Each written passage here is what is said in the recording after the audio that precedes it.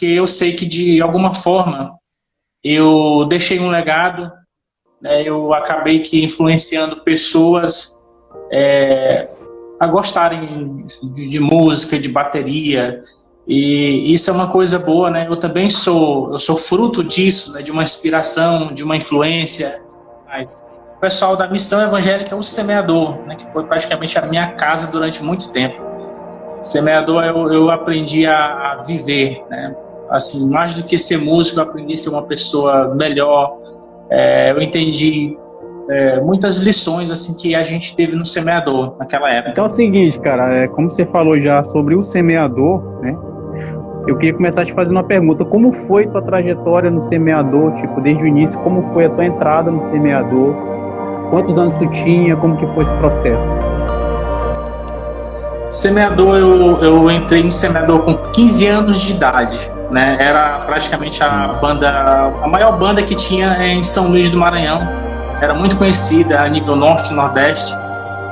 Uma banda que na época era referência muito forte, por ter também passado por lá grandes músicos como Gessivaldo, Moisés Ferreira, Leonardo. Passaram lá muitas lendas. Eu entrei com 15 anos através de um processo seletivo ferrenho que praticamente foi muito desafiador, uma seleção para baterista, tal. E aí eu fiquei sabendo, né, recebi o convite para fazer esse teste, né, um teste que me deixou com os nervos à flor da pele. Foi a minha primeira experiência, né, foi logo encarar esse teste, né. O atual hoje coordenador da Alma Desde, que é o Enos Henrique, na época ele era o líder do Semeador, e na hora que eu olhei assim, mas entrando no estúdio, aqueles cara meio sério assim, tá? Ele fez uma pergunta até engraçada, cabulosa, né? Ele falou assim: sabe tocar um sambinha aí? Toca um sambinha aí pra mim. Eu comecei a fazer essa pergunta dele, aí eu olhei assim, digo, rapaz, ele quer fazer o teste comigo e tal. Era meu sonho tocar no Semeador. Desde 98, né, eu era daqueles músicos que a gente conhece muito bem essa história, de ficar atrás do palco, olhando aqueles caras que a gente admira tanto tocar. E Semeador foi esse filme. Eu ficava te olhando, né? Eu era um desses caras. Mas imagina, né? Eu passei por isso, né? Na época era no Nilson, que era baterista. E eles tocaram as músicas Crê na Mensagem da Cruz. Eles tocaram a música Deus do Impossível, né? Que praticamente marcou uma grande época. Então, fazer um teste desse, para mim, era a coisa mais valiosa que tinha. Então eu não esperava que eu seria aprovado nesse teste. Então foi desafiador. Porém, graças a Deus que eu entendi que tudo na nossa vida parte de um propósito maior, que não é nosso, é de Deus, né? O fato de eu ter conhecido o Semeador, de eu ter entrado pela porta do Semeador, foi ali o começo de uma história de vida, E cada lugar que eu ia, cada interior, cada cidade, cada município que eu ia, eu tinha a consciência de que eu teria que deixar uma mensagem. No meu aniversário, assim, eu recebi muita mensagem, né, sobre isso, né? Poxa, tu foi uma referência pra gente naquela época, tal, tu foi uma inspiração, etc. Aí eu fiquei grato a Deus porque a música não me trouxe, assim, grandes valores monetariamente falando, mas de relacionamento, de pessoas, de valores, de lições de vida, realmente, de valorizar o mais simples. A cada viagem que eu participava do Semeador, eu entendia que tinha um Jackson lá atrás do palco, entendia sempre que tinha uma outra pessoa que também ficava lá e que aquele evento era importante para eles. Eu vivi muito essa época, intensamente, né? Você teve uma época que eu aproveitei bem, foi o meu tempo de Semeador. Assim, a gente passou por esse tempo, né, essa época dos festivais, que era muito massa, muito bacana. E assim, o tempo passou, né, muita coisa mudou, né, muita coisa mudou. Não sei se tu tem acompanhado os bateras atuais, ou se tu ficou mesmo naqueles lá. Eu, tô ouvindo os atuais, mas eu curto os das antigas. Mas assim, eu queria te perguntar, o que tu acha que mudou daquela nossa época que a gente veio lá do VHS, da fita cassete? Muita coisa aí evoluiu, é fato. Mas o que tu compara, os bateras das antigas que a gente curtia com os bateras de hoje? Eu acho que não só para os bateristas, eu acho que para os músicos em geral, tem o seu lado positivo e tem o seu lado negativo, né? pontos positivos da mudança de lá para cá. Hoje o acesso é mais fácil, os recursos são mais fáceis. Hoje praticamente você vê cada músico sendo o produtor do seu próprio instrumento, né? Hoje em dia os bateristas eles utilizam muitos acessórios, coisas de tecnologia, etc. Tal. E você vê assim que eles são muito bem atualizados, uma linguagem impecável, tal. Mas uma coisa que na nossa época tinha era muita paixão pelo que se fazia. Isso. A gente era capaz de fazer qualquer coisa, né? Às vezes para ir para um ensaio, a gente fazia qualquer coisa. Acho que até na época gazeava aula para poder treinar uma bateria, tocar em um evento. Eu acho assim que a paixão que existia antigamente era um pouco maior. Os recursos eram mais escassos. A gente não tinha muitos acessórios disponíveis, muitos recursos disponíveis, mas a gente utilizava, né, aquilo que a gente tinha de melhor, né, principalmente a motivação. Os cardápios musicais eram maiores, as opções. Se tocasse 10 bandas, cada banda tinha um estilo diferente do outro, né? E a questão da personalidade própria tinha antigamente. Se uma banda tocava um estilo, outra tocava outro, outra tocava outro. E assim, hoje a gente vê uma coisa mais padronizada. Hoje, às vezes, você, em um evento que toca 5 bandas, 4 bandas tocam parecidas. Eu sempre gostei de ter a minha receita, tocando bateria, seja tocando um violão ou qualquer outro instrumento. É o seu diferencial que vai dar aquele brilho, né, em tudo que você for fazer. Concordo. Cara, na nossa época, tipo assim, hoje tá tão fácil as coisas. Na nossa época era o seguinte, o que a gente tinha que fazer? Eu lembro na época do Flogão, te conheci na época do Flogão. Galera aí tem gente que não sabe nem o que é isso. Que a gente foi fazer um workshop e eu tive que, tipo, imprimir um cartaz, foi a maior coisa. Tinha que sair na rua falando cartaz, entendeu? Nos postes, nos muros.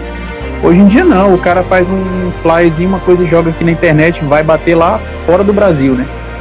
Então hoje em dia tá muito fácil, né?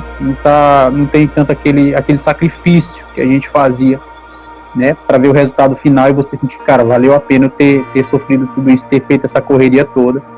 Eu vou até contar um fato que aconteceu. Na verdade, o workshop que a gente fez, acho que foi 2007, né, Jefferson, aquele workshop, se não me engano, 2007. Aquele foi o primeiro workshop que eu fiz e que te convidei, né? Porque, na verdade, eu ia vir a convite de outra pessoa, né? Só que aí, de última hora, o cara sumiu e parece que já estava aqui perto, na rodoviária de Petoró. Daí eu falei, cara, e agora? Vou ter que buscar o cara.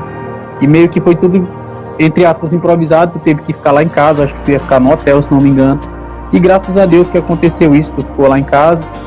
E foi muito bom, porque a gente selou essa amizade. O workshop rolou e o que aconteceu? Eu me lembro que o que eu tinha feito? Eu tinha emprestado um kit de pratos que eu tinha acabado de comprar.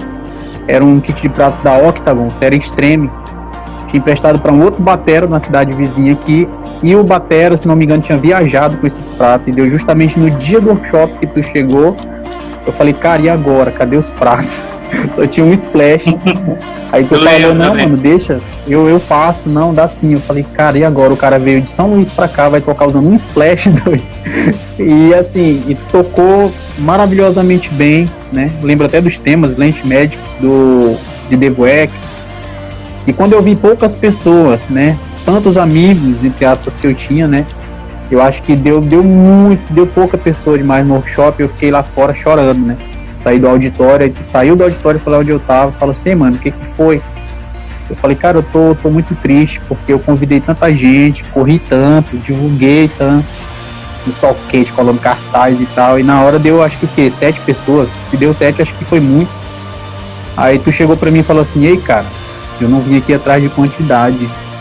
Nailton, os que estão aqui dentro são os que querem aprender, entendeu? Esses são os que querem aprender, e eu vim aqui por isso. E aquilo me encheu de alegria. Eu falei, cara, eu lembrei da palavra de Deus, assim, onde tiver 2 ou 3 reunidos meu nome, ali eu estou, né?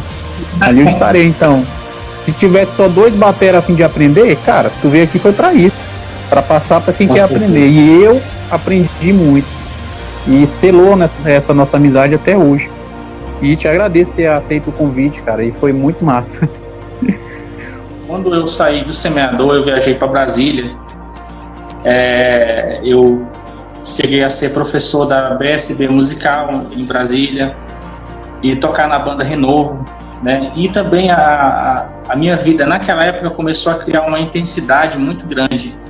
Era muitos compromissos, era trabalho durante o dia, e era final de semana, tocar com a banda à noite. As situações, elas vão modificando um pouco a rotina da gente.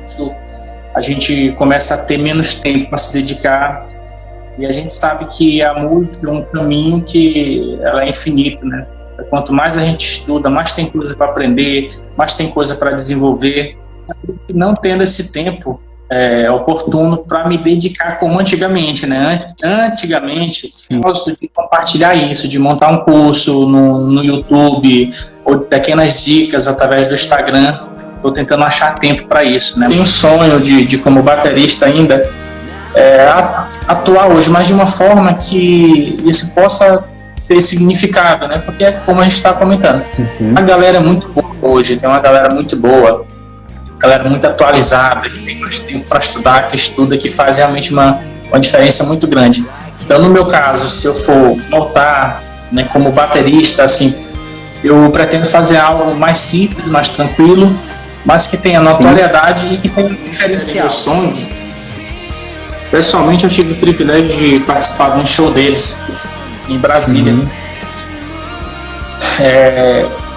Foi uma banda que em 2002, né, ela me inspirou bastante, né? Teve muita coisa que antigamente eu era só da vibe, né, do jazz, do black music, do soul e tal. Então praticamente quebra um pouco aí o paradigma, né? A gente vai lá pro lado do worship, né? Uma coisa mais suave, mais tranquila, tudo. Me ama o dente. Então, o Hillsong, ele foi esse lado mais tranquilo. Isso, eu vou estar me deparando muito com momentos de louvor e adoração na igreja. Então, momentos de louvor e adoração na igreja, não posso tocar chicoria, Dave Reggae, Electric Band, ou outro tipo de estilo, né? Claro que vez por outra a gente toca um Eli Soares, um negócio assim, tal, que faz parte. Mas na igreja hoje, principalmente hoje, nos dias atuais, tá na moda, é o worship agora, é a vibe que tá tocando. Então, praticamente quase todas as igrejas aderiram praticamente a esse modelo, dessa forma de tocar. Então, só que em 2002 eu já estudava um pouco assim desse estilo, né? E eu tive a oportunidade de assistir o show deles lá. Minha experiência por Brasília foi com a banda Renovo. Foi um desafio muito grande, porque eu nunca fui de tocar rock, grandes eventos com grandes nomes nacionais.